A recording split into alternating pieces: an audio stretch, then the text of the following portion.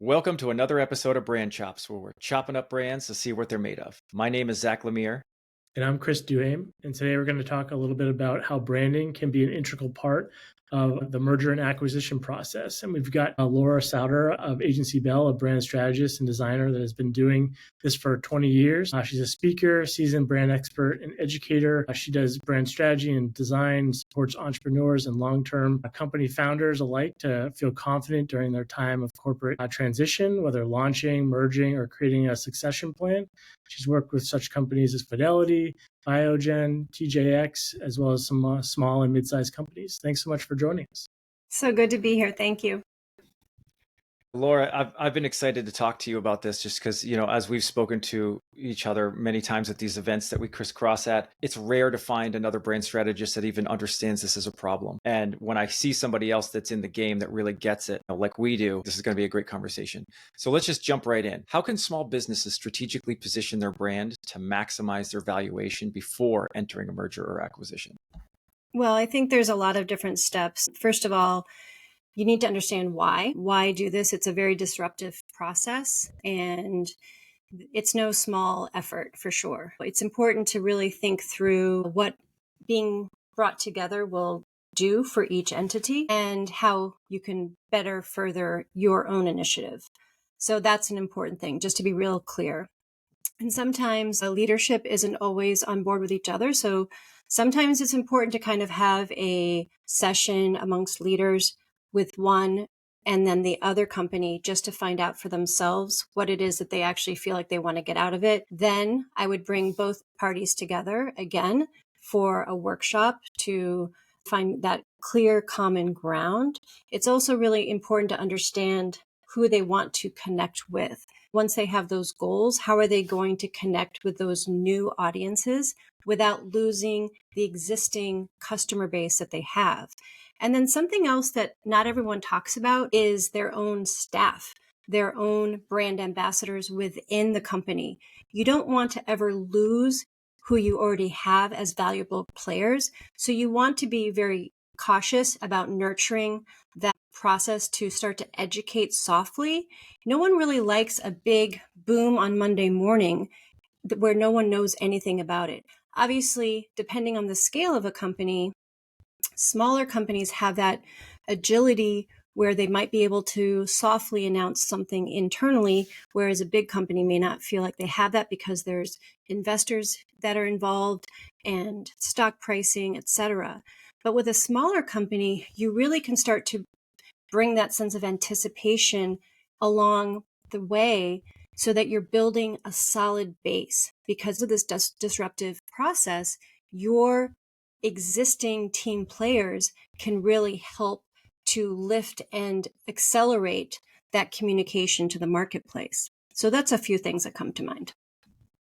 Some great points. I talk about this a lot, and I make different comparisons to things, but there is a culture clash that can happen. And I liken it to if you had an iPhone all your life, and then all of a sudden Microsoft bought Apple, and then they just shoehorned Windows into your iPhone.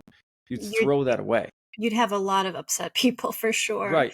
Because the promise that Apple's been making for so long is going to be broken. Absolutely. The brand promise. Then also they're diametrically opposed most of the time. I mean, even in their advertising, I'm on my PC or I'm on Mac. And if you think about it, there's a lot of people that love Macs or they hate them. They love PCs or they hate them. And to take that leadership and that culture and try and smush it together and think that just because both sides make money doesn't mean that this might be a good match. And it's the same thing as if you got married to somebody knowing nothing else but they have a good job, and that's it. Yeah. And there's lots of different types of mergers. I mean, think about there sometimes are two mergers that are coming together that were competitors at one time. There's the type of merger where it's sort of an acquisition where a smaller team player will come and nestle into a larger quote unquote competitor. And so there's lots of different reasons. I mean, sometimes it's two completely service-based offerings that are coming together to fortify and diversify a full breadth of offering. Depending on the temperature of the merger, I might approach things a little bit differently. If things are very not contested, but a little bit edgy, you have to do a lot of upfront work to bring people together to find that common voice, because ultimately they will be living under the same umbrella and they will hopefully be living happily ever after. And again, you don't want to have any of the folks that work for you to have that negative association that this is a bad thing. People will leave. And I'm sorry to keep talking about the employees, but it's very difficult to find a good employee, especially in a smaller company environment. If you have 10 people and 8 of them leave, what are you actually working with here? It's really important to nurture that process. You want to get to know the customers. You want to be very clear about who the other competitors are, because once you come together, you're claiming hopefully new space in the marketplace that you can create sharp elbows around. And that, again, you want to merge so that you're owning a greater piece of the pie and hopefully can be smart about edging out some of those competitors. Do you feel like there's any red flags that could help a small business that's maybe thinking about doing a merger or an acquisition, that they can identify quickly with whoever they're looking to merge with from a branding perspective that could save them some time in that process? So we call that due diligence. Obviously, financials are important. Also, the perception in the marketplace from a brand standpoint too. If there's any type of negativity that's associated with it, if there's any drama or PR crises or ill repute, that's a red flag. If they are offering you entry into new marketplace, and if they're offering you a quality employment base, if they're offering you access to new innovations or technologies or equipment, all of these are great. You have to find enough of a hook, because this is a disruptive process for your business as well as theirs. And it's a huge communication lift. As an example, in a very different type of company merger situation, I have 2 merging churches that I'm working with. Now, this is obviously the nonprofit space, but in general, we are working with people who want everyone to win. We have such a happy audience that wants, they want their own church to win. Each one wants to survive, let's say. It's not that different for business. If a company is struggling in some way, but they'd be stronger with that extra lift of a technology base or more employees or entry into a new market, that's a win. That's a win for them. And same thing for the other company. We would hope that in comparison, there's something that perhaps they are offering them. So I like to really create that sense of how can we all win, so that we're really celebrating this. It is very difficult to make these things work when there's negativity surrounding it. It's like how about like alignment with mission and vision and core values? Like, what's the importance of some of that when you're looking at? I would hope that there'd be some, and again, that's kind of where the workshop comes into play. The workshop can be sometimes multiple days, depending on the scale of the company. You want to find those meeting points, and it's okay if there are some sparks that are elsewhere. That's okay, because I think that adds maybe some new vitality or some new ideation and ideas, because no matter how old the company is, whether they're 10 years old, 50 years old, there's that sense of being tired or floating or coasting. So having a little energy boost that is different from your ho-hum every day is okay. There needs to be a meeting point of a couple of core values, of a couple of core vision, mission values. But having some extras on the side might infuse new energy that is welcome. Well, that's a good point. And it brings you all the way back to what you were saying, about the culture and the employees. If you're doing it right and you have this purpose, vision, mission, core values really locked in, you're attracting the people that get it. And those are the people you want on the other end of the phone, or those are your brand ambassadors, right? Your internal brand ambassadors. And they're the ones that are really believing in the cause and the things that you're doing. And that's a high risk loss. And when you have these 2, Brady Bunch families coming together, and you're trying to make one, homogenized family unit out of it. I love the way that you say it doesn't always have to be a perfect match. that, sometimes having things that are different or, could be of value. And just like you said before, it definitely depends. A merger sometimes is very different than an acquisition. Sometimes people are acquiring it for a piece of technology or a Right. process or an IP portfolio, but then Or they'll strip it down and they'll just keep what makes sense. And then the brand strategy might be, well, how does this make our existing foundational brand better, instead of how are we going to merge the two? right. I'll use an example of two architecture firms that were merging, two Boston firms. One was very well versed in more of the nonprofit sector, churches and so forth, schools, and the other one was more in medical buildings and other more technical commercial spaces. So they came together, and at the end of the day, they're both architecture firms, but they really felt like they complemented each other and gave their audience, their community, a greater breadth of service. So this seems relatively simple. They're both building buildings, but the leaders each had their own personalities, and it wasn't a complete soft landing. Here, it just seems such a no-brainer that, of course, they're going to come together better together, right? But there were nuances of personality, of culture, and approach that really had to be treated delicately. I'll use another example of a bigger company that had a very entrepreneurial side to them. They became very large. So this isn't a small business example, but they became very, very large. But they still operated like they were a startup. And they hadn't really done that brand building before they were starting to look to be attractive to become a merging partner to another West Coast company. This is in the biotech space. So they came to me to fortify their brand prior to approaching that other company. They felt like they had to kind of go back to brass tacks, even though they were, I don't know, 15 years old by that point. Because they grew so fast and they were so entrepreneurial, on paper, they were $1 billion, but they hadn't done that upfront work. And so the work we did together really created that branded voice so that when they came to them, not just with spreadsheets, not just with data, but with this is who we are as a brand, this is what we stand for. That upfront work really made them attractive to the other West Coast company. And so sometimes that will happen before a brand comes together with another company. They might want to fortify, almost like you would want to do some curb appeal before you put your house in the market, or, freshen up your home, paint it, put in the granite countertops. It feels a little bit too late, but it's very important because, who doesn't want to come in and have it be ready to live in? Mm-hmm. It's like a turnkey business merger. Yeah. Obviously, that was a specific case, but let's say that both brands are established and they're looking to merge with one another. What's a good time to have somebody like you come in? Is it really early in the stages? Where in the stage would you come in to help?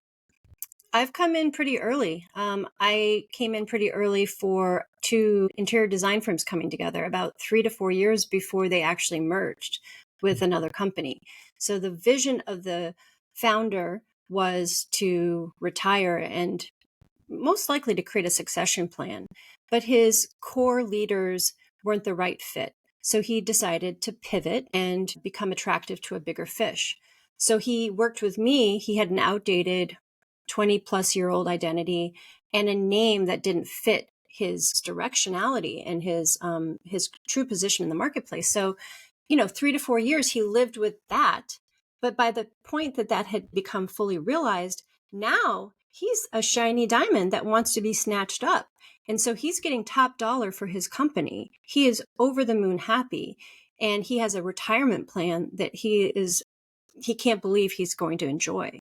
It's helpful to come to someone like me or you ahead of time, if possible, a couple of years, because as we know, brands don't, you don't just put it out there and they don't just live. You have to feel them. You have to live them. You have to experience them. The market has to have time to enjoy them.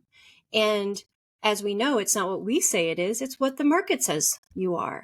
So that takes some time. And it seems a little bit too late to build something and then be snatched up.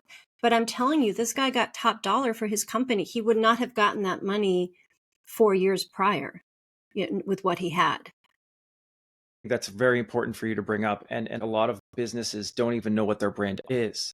A lot of them just think that it's a logo, first of all. And obviously, we all know that that's not true. But they don't know what promise they've been keeping consistently. They don't know why people have loved them so much. So a lot of this needs to be really refined and articulated in the beginning stages. Now, my question for you is, because we've been talking a lot about the kind of the pre-merger due diligence phase, but what about post-merger? Now, let's just say that you've polished it up, they've done their curb appeal, they've sold it for top dollar.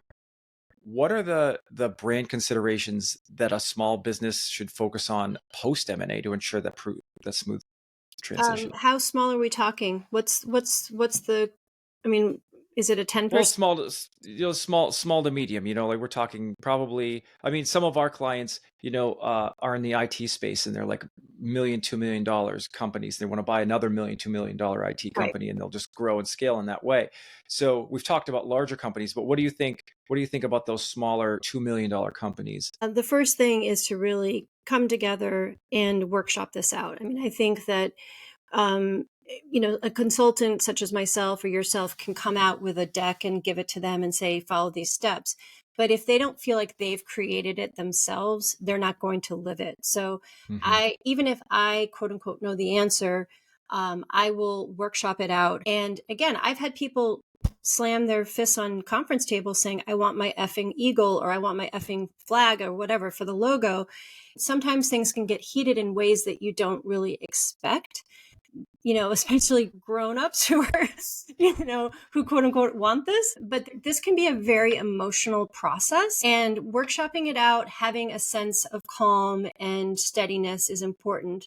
And I like to bring in other stakeholders as well as potentially other advisors to give outside perspectives. In larger projects, we may have time and money to do some market research and, give some outside perspective from the desired audiences that they're going to be connecting to about where this is going to be going. But ideally, even if we just have these core 5 to 7 people in the room, we want to create that unified brand message that, really starts to energize the employees, will energize the marketplace, will get everyone on the same page. And I like to do some kind of soft marketing before a merger. Something's coming. Look forward to, so people are interested. And obviously, depending on the field or the profession, there's going to be more kind of salivation of like, what's going on? A beauty brand is going to be like, ooh, a bank, not so much. But getting others that sense of anticipation is great. And then you can really launch with that message. You can celebrate that eventual communication. And then there's reinforced communications through marketing that give that same consistent promise of what to look forward to, what to enjoy, and how they can work with this new, bigger, better company.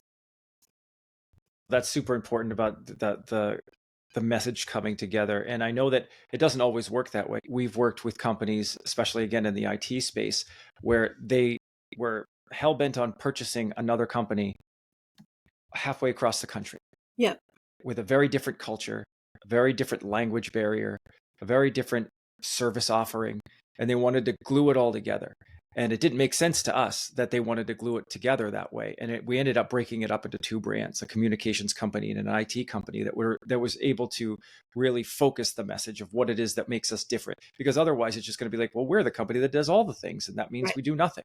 Yes. If everybody's a jerk, then nobody's a jerk. You've got to stand out. You've got to pick a lane. I'm really glad that you mentioned that.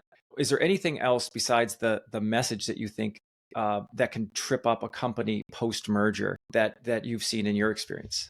Well, definitely you want to be cautious and look at reviews, testimonials, the temperature of the marketplace. Make sure that the message is landing.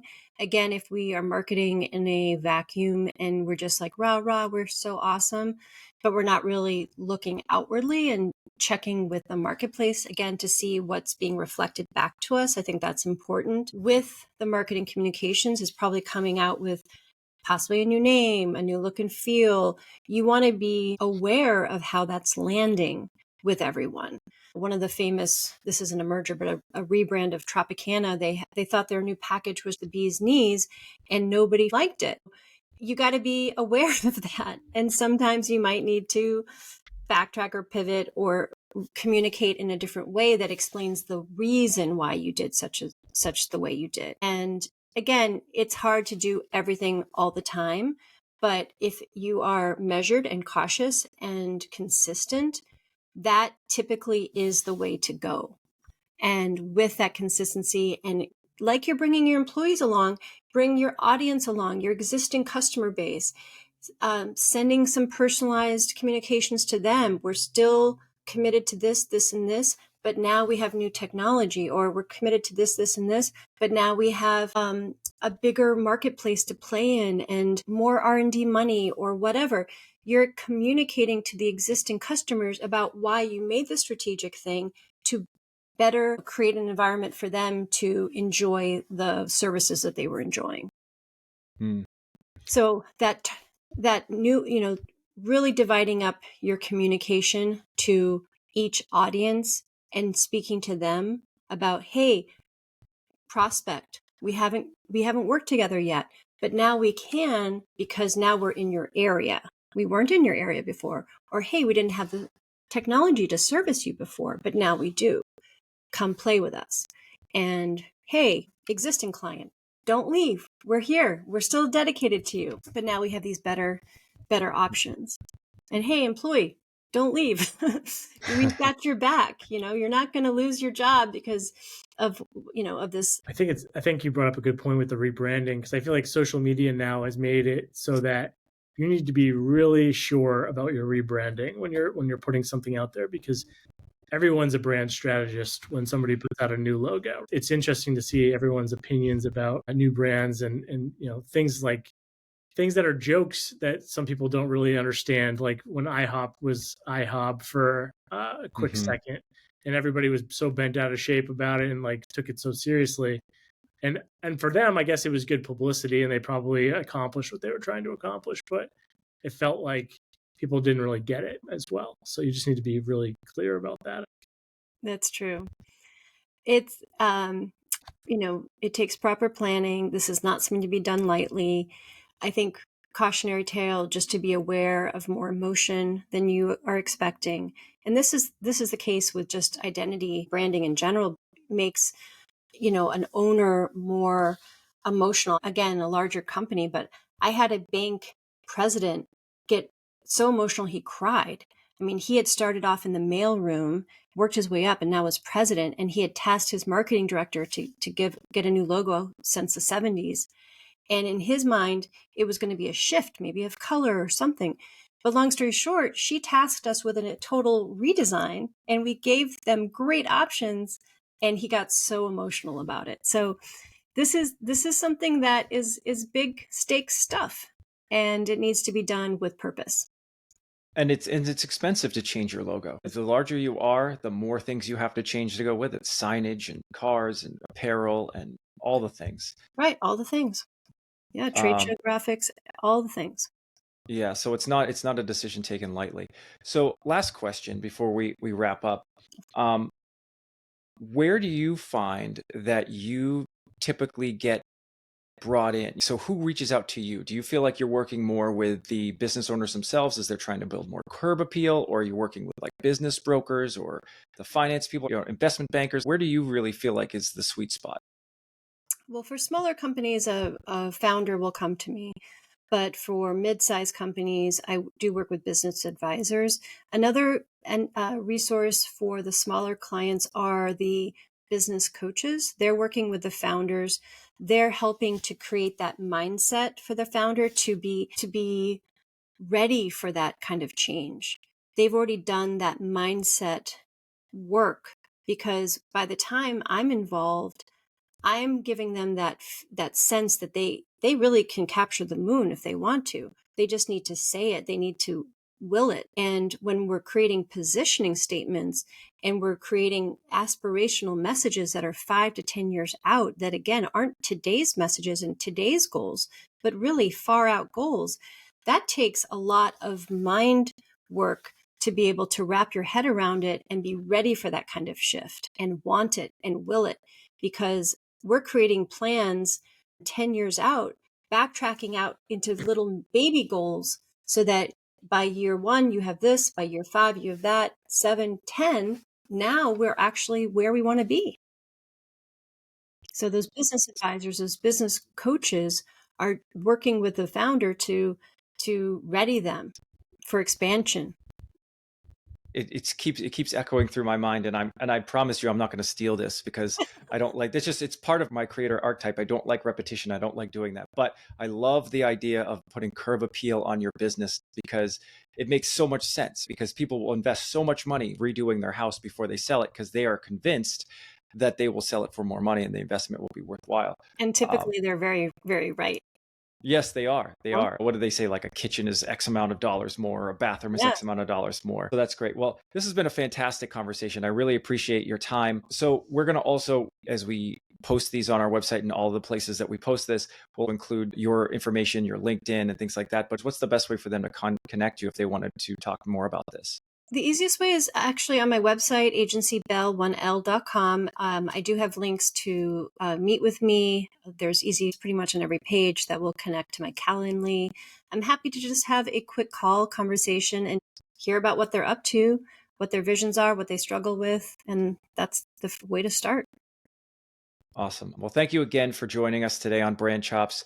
And for everyone listening, see you next time, where we're chopping up brands to see what they're made of. See you guys. Brand Chops is brought to you by the fine people at Pivot Creative. Pivot Creative is a full-service branding and marketing agency that partners with businesses to build brands that connect, so that every dollar you spend is an investment and not an expense. If you need some branding or marketing guidance, a website, a new brand, or want to learn more about one of the topics we cover on the show, please reach out to us at pivotcreative.com. If you know someone that would benefit from learning more from one of our shows, please share the episode. Visit brand-chops.com. And as always, like and subscribe if you find this content to be helpful. See you next time on Brand Chops, where we chop up brands to see what they're made of.